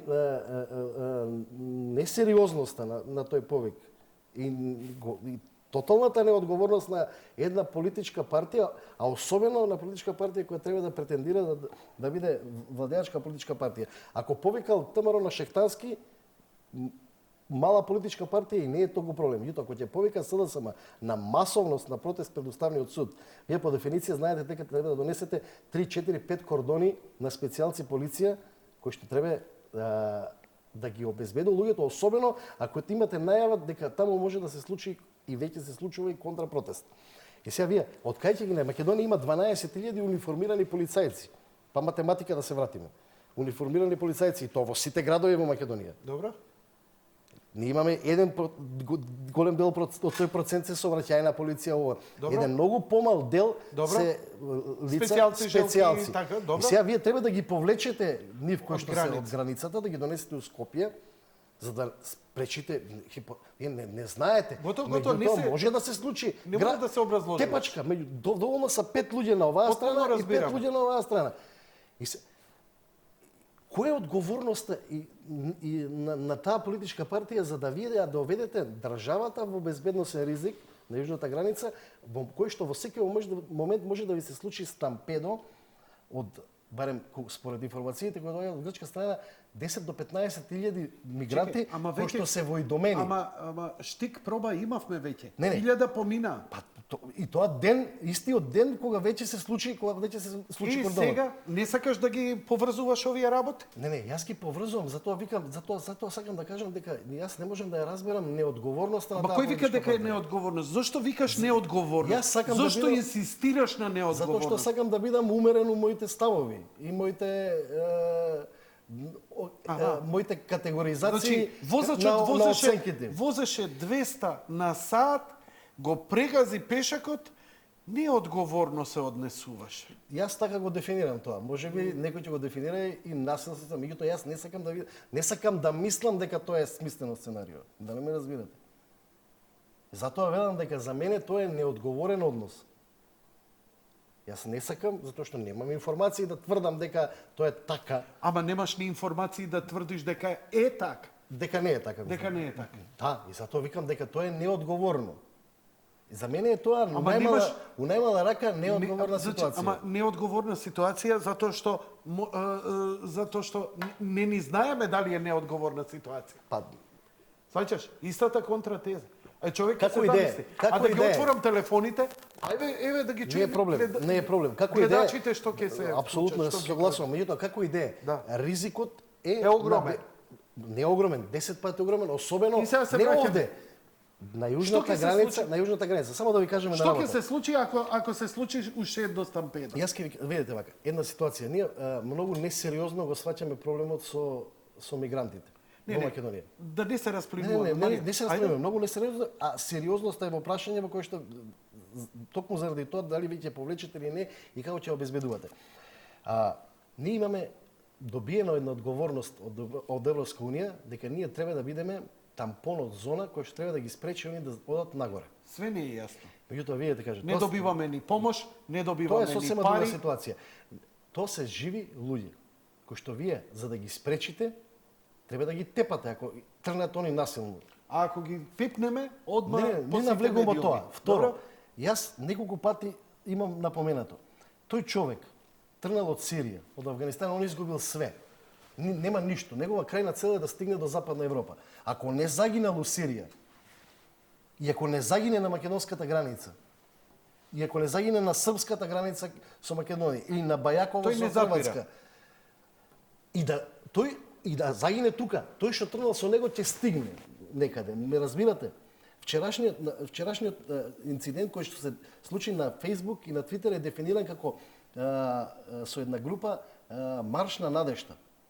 Не те разбирам што збориш. Значи, луѓето кои што тргнуваат да го продолжат патот, затоа што веќе се свесни дека се блокирани у Грција. Тие назад не сакаат да се вратат. Добро? Процесот на движење понатаму на Facebook го дефинирале како повиците кај што не знам кај што ги идентификуваат, кај што информациите ги споделуваат, групата се вика Марш на надежта. Добро. Што значи тоа? Дека некој од нив да ситиме целата таму, меѓутоа он не го ризикува животот, па макар и ако треба да се бори и тепа и дали со македонска, дали со Ке со го хрватска. ризикува животот, сакаш да Па кажеш? апсолутно. Добро. И што со таа ситуација? Прости ми, не можам да мислам за доброто на цел свет. Немам таков капацитет. Не сум Бог. Ние имаме две Значи, работи, или ние да имаме- отвориме границата или да штитиме, немаме друга Ако ја шанса. отвориме границата, остануваат кај нас, бидејќи у Србија нема да влезат. Така е. Така? Така е. Имаме министер за внатрешни работи кој сега кој сега треба да го направи тој баланс. Дали ќе биде или нема да биде, не знам. Вечерва е Совет за безбедност кај председателот. Предпоставам дека и на оваа тема ќе се Не, збори. таа е главната тема, да. Таа е главната тема. За бегалците. Што ќе се случи ако влезат бегалците овде? Значи, ја не сакам ни да предпоставам што ќе се случи. Може ја што да предпоставам, ако не ти се збори или да ги пуштиме гледачи. Не би сакал да предпоставам затоа што не сакам да гледаме ситуација во кој што ќе имаме тепачки со бегалците во Така. Македонија. Јас сакам имаме Европска таква унија, ситуација, Јас сакам ако има- Европска унија да го спроведе договорот кој Не што го подпиша, спроведува. да ги Ама да јас ги сакам. од Грција и од Турција да ги распределува во Ама јас земјите сакам, членки на Марија, Европската не унија. се случува. Што ни се опциите? Јас зборам реално што ни се опциите. Не знам. Ние мораме да имаме план А, план Б, план С во ситуација. Што ако влезат? Значи имаме безбедносна закана во Македонија. Тие ќе трчаат по села, тие се гладни луѓе, тие се очајни луѓе. Тој е спремен со полиција, не па со обичен човек да влезе во конфликт. Тој се Тој очајни. ќе сака само да они ќе сакаат само да поминат Македонија, ќе стигнат на српската граница. Таму ќе биде проблемот, ама И Стенковец 2. не знам што да ви кажам. Стенковец 2. Еве ќе ти кажам, што може друго да биде, освен Стенковец 2 да се направи некој огромен камп. Луди се србите да ги пуштат. Како и да треба, како и Македонија, односно грците ќе веројатно треба да Зошто ние како новинари не реагираме и не го вршиме дополнителниот притисок кај странскиот фактор? Зошто? Зошто председателот го даде оно интервју? Европската унија ниту дала, Германија ниту дала, ниту помогнала за обезбедување на границата, ниту они си даваат на своји луѓе за порталчиња, за Мактел, Партел, Бартел, Валтел. Добро, ама- Тоа е тоа. И тоа е нивно право. Ама дека и помогнале на Македонија, на полицијата, на војската, на железницата, на транспортот, прехраната, ништо за тоа ние немаме добиено. Тоа се наши пари. И ние како ја обезбедуваме? Дојдоа неколку унгарски полицајци да ни помагаат, така? да, унгарски и мислам чеси дека има и срби. И сега, што хрвати. треба? Што е другата варијанта? Да почнеме да молиме НАТО војски да не обезбедуваат и НАТО војска да влезе. НАТО војска кој ќе ти влезе веќе си безбедносен, тогаш веќе ти се решава проблемот во Совет за безбедност. А тогаш немаш избори, тогаш имаш воредна состојба и тогаш имаш колумните на Мирка, што 5 години наназад ги пишува и ги збори овде кај мене. Може и да е тоа сценарио. Ајде да ги отворам телефоните. Мене, ја извини, зборам малку емотивно, Не, апсолутно. затоа што сум изваден од памет. Затоа што ја не сум човек во високиот дворец, па да не знам што ќе се случува. Една работа е сосема сигурно. Наши луѓе ќе страдаат. Една работа е сосема сигурно дека тие луѓе се живи луѓе и ние Исто како што се живи Мора- луѓе, моите деца, Не, јасно. исто како што се Не. живи луѓето у Јас сакам Гевгелија, друго да кажам дека у гевгелиските села, како друго што се сакам да живи кажам луѓе. дека тие Ти тргнале дали гледаш што се случува во Коваско ефто сега, не можеш да Не, чекај. Дали гледаш што се случува Васко, во Васко, го викна Васко. Латос. Латос. Вака сега. Јанко, Тие луѓе крајната цел нивна им е да стигнат до Западна Европа. И јас сакам само да Абе, кажам знам, дека ние го повторуваме. ако решиле да стигнат, тие ќе стигнат, не може да ги сопре никој. нека идат преку Албанија. Види, Јанко, затоа постојат политички структури во светот, во Европа, кои што тој проблем треба да го решат. Ама тоа е политички. Ние имаме конкретен проблем многу посериозен кај нас. Нам овдека целата безбедност и стабилност на државата ни се. А некој треба да профитира од целото тоа за да дојде на власт врз основа. Па кога ќе го пуштиш ти тоа стампедо, гейм овер ти. Ја неќам толку далеко да ги врзувам работите. Не знам сега. Ама неќам ние, ама зошто се врзуваат? Еве. Добро вечер, повелете во програма сте. Ало, добро вечер. Повелете? Како информација, вака парламентот ќе се распусти на 17 април како дата, пошто... Е, така. Трупо и ние. Кец одма, 17 април. На 5 ги си има избори и вака колективна шизофренија не треба да се ствара веќе за проблемот со бегалците, пиле нема да прелета веќе преку граница. Зошто Ето, мислите така. дека Па, така ќе биде? Ќе кажате нови, вие сами вака имате информации. Него сега да го подсетам гостинот, 90-та година партиите има своји представници за првите избори Маријан, глеј го у очи човекот. Аму? и 91 година фактички ВМРО имаше 38 пратеници Така? и на еден пратеник му беше одземен мандатот од ВМРО, значи имаше 37, а СКМ ПДП имаше 33. Како информација, тогаш во првиот круг СКМ ПДП го користеше бугарскиот воз на гласање. Со празно ливче, полно ливче, на човек се носи, се знае и така има резултат, а сите помали партии, освен СКМ ПДП ВМРО, гласаа за ВМРО и така се створи разликата од 5-6 пратеника. Благодарам, пријатно. Благодарам и многу. спокојно македонски Благодарам. Љубиш Арсич, поштован министер за полиција Оливер Спасовски, во оваа ситуација специјалците на МВР или на клоци мора да ги отстранат контрадемонстрантите затоа што пред Уставен суд некој друг легитимно закажал протест, или ако се плашиш од интервенција врз баграта, значи они се фини, ова другово било багра, тогаш имаш и втора шанса да им поднесеш кривична пријава на Стефчо Гром и на контрадемонстрантите за попречување на јавен собер согласно кривичниот законник. Ако сега не покажете владење на правото, како утре министри ќе ја водите државата? Вика, го коментираат како квази новинар, кому соработката со криминалец од калибарот на Чауш му е професионален зенит, бара насилство кутриот. Нема да го коментирам. Љубиш. Добро, одиме со следниот гледач. Добро вечер. Добро вечер, повелете. Поздрав за емисијата, поздрав за гостинот. Добро, благодарам. Моje мислење е дека нема теоретски шанси некако да се лажираат изборите, да има местенки, значи има посматрачи од сите партии, има од МОСТ, има од значи теоретски шанси, нема шанси да се фалсификуваат изборите. Како они што кажуваат околу 100.000 гласови, тоа нема шанси. Него поентата е друга, што Назаев, он знае дека ќе ги изгуби изборите и гледа на секој начин само да го одговлекува тоа. Значи, он знае, ако ги изгуби изборите, дека после тоа ќе мора да оди в затвор, да си лежи тамо. Ти мислиш дека местени јавувања? Ти луд ли си, бе? Абе, Рики е само режија. Не прашај Маријан дали ги местам јавувачи, бе. Бог да чува, ти дали... Па така Рики, викаат. Рики, јави се од режија. Дали си, со кого си таму? Го вика, Сам. го викам на Дали некој, имаш- ги местиш ли јавувачите? Дали имаш некако контрола кој се јавува? Почитуван гледач, продолжи, се извинувам што ти се уфрлив малце лекција на колега.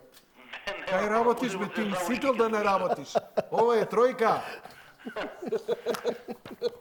Јанко, Повели. значи вака, нема теоретски шанси изборите да се да има фантомски гласачи и тоа е измислено.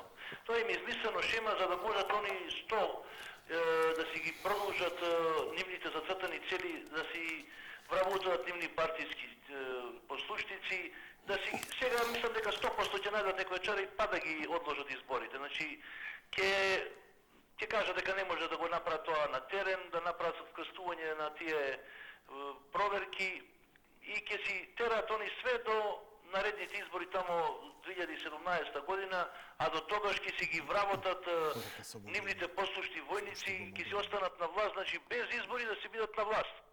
А за овие емигрантиве што се на јужната граница, ја мислам дека имат некој договор таен заев со грциве, па така што Оливер Спасовски и нивната СДСМ организира митинзи низ Скопје за да ја ослабе полицијата на граница, за да можат тие емигранти да можат да влезат внатре и да се исчисти Грција, нивните емигранти да влезат кај нас, да се намали бројот. Значи, немаме ние многу полицајци, знаете дека посебната единица е ангажирана, таа е тамо, а ако има некој немири, пола од таа се повлекува во Скопје и се ослабува. Значи, тоа им е зацртано на нив и тоа и ќе видиш, ќе правиме муабет, може пак ќе се јавам накнадно. Значи, тоа е наместена работа од СДСМ, заедно си има договорено со грците и ќе видиш дека ќе влезат тие и ќе се раштркат низ цела Македонија. И после нема што да правиме, како што викаш тенкове, знај ќе направиме и ќе ги раниме, ќе ни ги тепаат децата, ќе ни ги силуваат децата низ градот и ќе видите што ќе се деси. Тоа е се масно. Благодарам за јавувањето, лека ноќ и пријатно. Германците го почувствуваа силно Да, лаѓето. бегалците не сакат да останат у Македонија, сега не си даваме толкова значење. Добро, ама тоа не значи дека низ Македонија нема да бидат гладни, жедни и со потреби. Јанко, јас не сакам такви слики да гледам, не сакам така да размислувам. Ама такви слики гледаме во Германија, и ја не сакам да гледам. И јас сакам кутија да се ставам со шарени сликички и така натаму. Ама не, еве ти го. Пеколот се вика и до мене. Кога ќе експлодира? Изместен фокус на техничкиот министер за Европската внатрешни. унија, Брисел е таа која што треба да си го реши проблемот со Грција. Дали нешто презема? До сега не. Што ќе правиме тогаш ние? Што треба да направиме? Еве, новинарите имаат одговорност не само да информираат, имаат одговорност и да предложуваат, да шпекулираат. Ја од вас новинарите очекувам и размислувања, значи да предвидиш, поготово со искуството што го имате. Ја знам дека си внимателен затоа Треба што си постојано да се професионалец. притиска на Европска унија и на Брисел, на тамошната според мене трома бирократска администрација да го реши проблемот, ако Европска унија не може у изворот у Сирија, ама може да го реши проблемот на своите граници со Турција и со... Видете, Затоа Трамп има добар план. Видите се, Он вика да се направи и мир, да се подели Сирија и да се вложат не знам колку милиарди за да може да се вратат тие таму. таму. Проблем Ердоган предупредуваше пред 3-4 години. Така. Никој сериозно не го сваќаше. Никој сериозно не го сваќаше. Европска унија некако успеа да си го затвори тој коридорот преку Италија што доаѓаше од таа страна со бродови.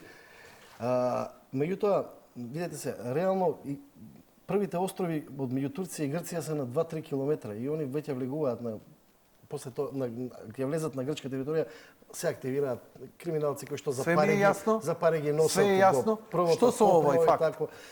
Значи проблемот е на релација Брисел Грција. Таму е суштината на проблемот и они треба да најдат начини како да го решат. Ние сме веројатно колатерална штета у моментов кој што Извини, неќам да бидам колатерална штета. Ама тука сме, имам деца, имам фамилија, имам пријатели, неќам народов мој да страда.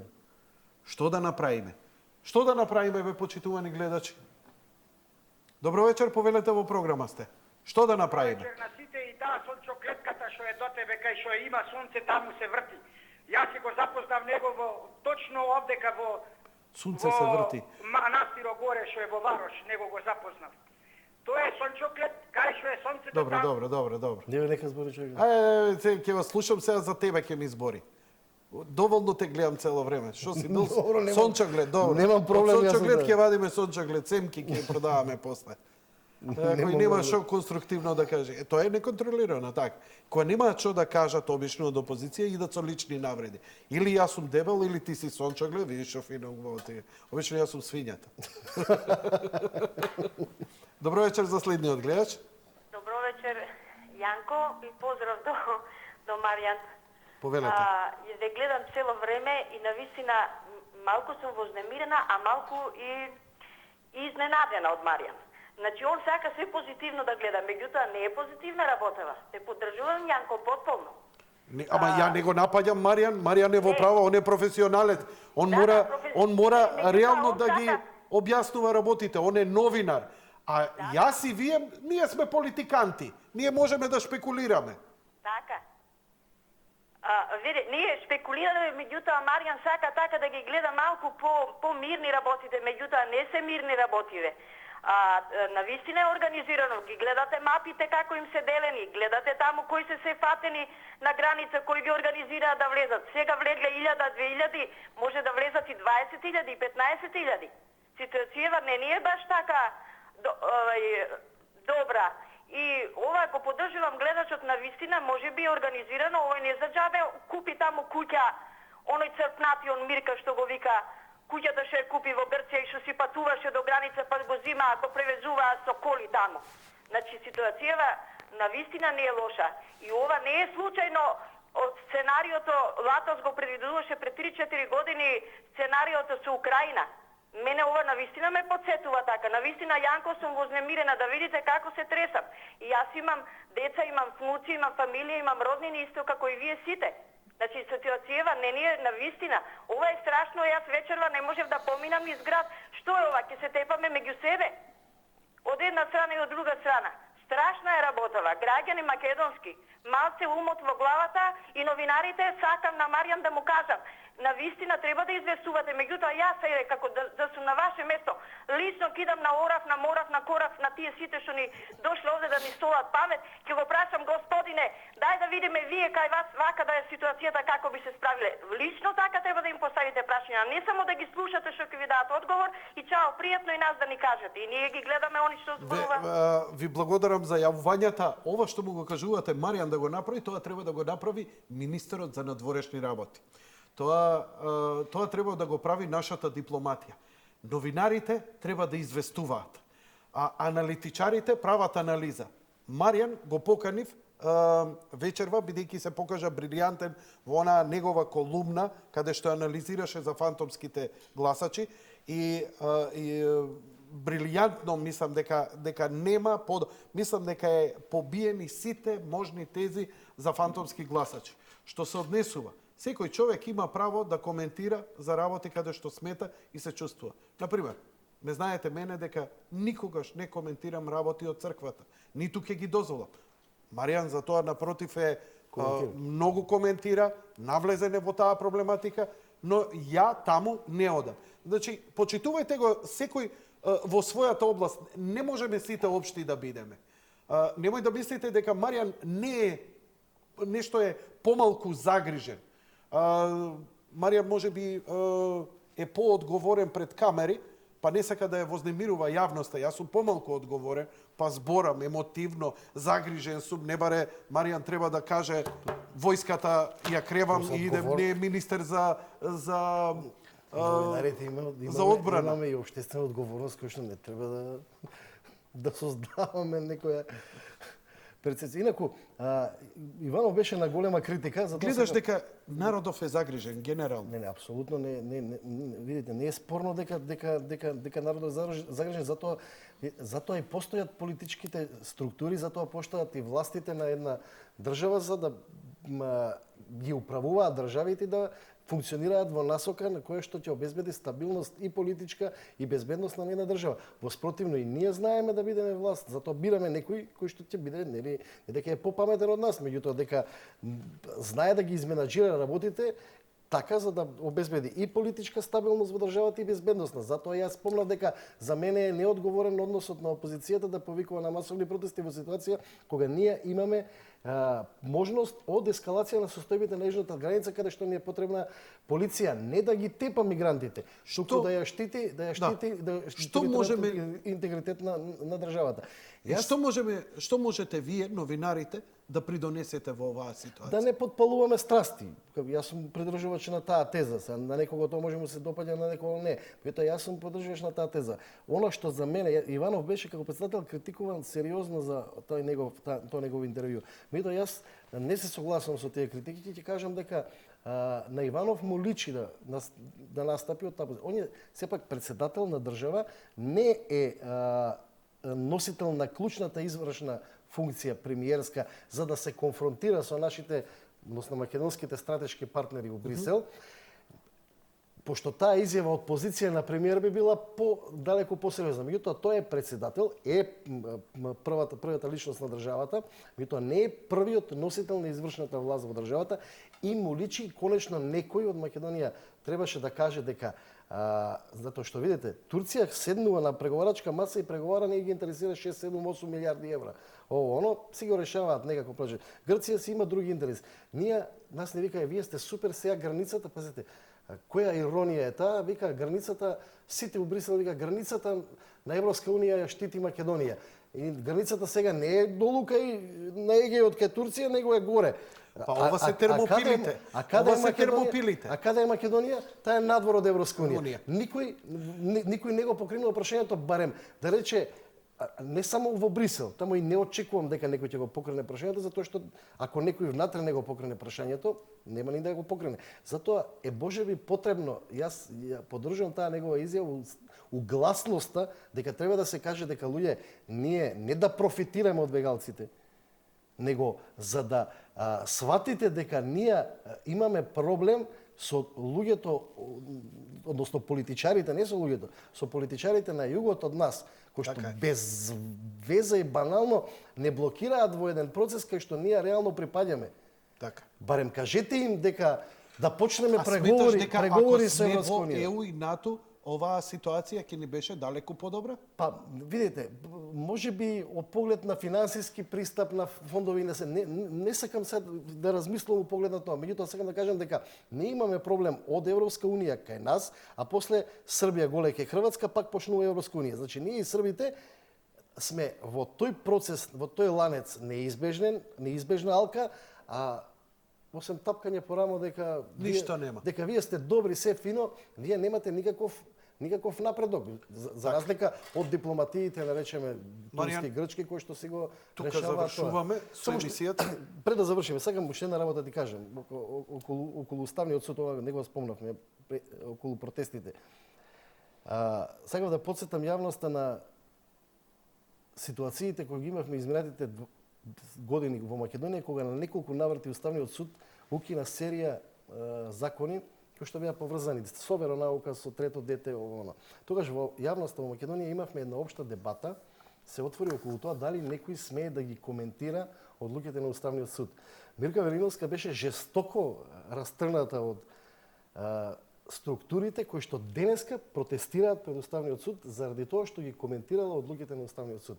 Тоа како финале за лицемерието у поглед на Лицемерие, убаво кажано. на тоа што и како е суштината и позадината. Значи ние имавме, ја не знам зашто луѓето не паметат, дебата за тоа дали смеат да се коментираат одлуки на Уставен суд, а не да се, замислите, тогаш организираше Мирка или не знам ВМРО протести пред Уставниот суд, како тоа ќе беше доживеано, молим те. Ти благодарам за вечерашно гостување. Уште еднаш честитки за добрата работа што си ја вршиш и токму заради тоа и те повикав затоа што даде многу добри поенти со колумната и ти благодарам што ја дообјасни како и со овие работи. Ти благодарам што остануваш со позитивна енергија, бидејќи таа недостасува, бидејќи во оваа ситуација не знам, човек подобро е да остане позитивен, одошто да се кубе за коси и да вришти готово и готово е. Тоа што позитивна енергија не значи, по мене никогаш не значело пасивност, напротив, ние мораме да делуваме бидејќи немаме избор. И сега како тоа ќе го направиме, мислам дека и низ овој разговор, и самиот ти, и јас, и гледачите, ние ќе мораме да најдеме како да се организираме и како држава и само како луѓе со предизвиците кои ни престојат. А најважно е да ги имаме изборите на 5 јуни. Мислам дека тоа ќе симне од голем камен од грбот на нашето општество. Тоа беше се за вечерва, почитувани гледачи. Лека ноќ и пријатно.